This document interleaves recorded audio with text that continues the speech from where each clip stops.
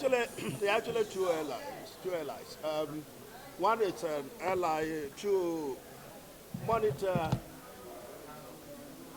the production of cement in the country. The ministry, and for that matter, myself, are becoming a bit anxious. Becoming anxious about the spread of cement production in the country. It's all over the country. We have so many factories littered all over the country. But it's not so much about the fact that we have them stationed all over the country. That's not what really troubles us. What's troubling the ministry and for that matter government is the fact of the qualitative production of cement. And we're talking about standards. Standards all over the world as to the input into the production of cement.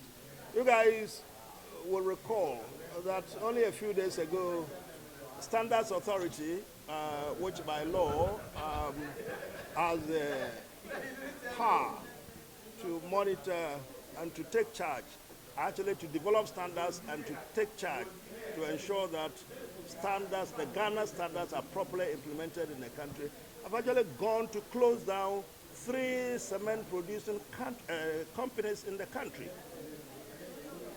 That's actually preempting, not really preempting, but foreshadowing everything that we intend to do in this CI. Since I've been to the ministry, I have been receiving reports and I have been very concerned about the extent of the difficulty in that particular industry, and I intend to streamline it. That is the reason for the cement airline, which I call the Ghana Standards Authority Manufacture of Cement Regulations. That's the regulations. But the second one, which seems to have excited quite a lot of my colleagues on the other side, it's not, I guess when they look at the document, they would understand it. But it's about importation of certain goods, certain produce into the country.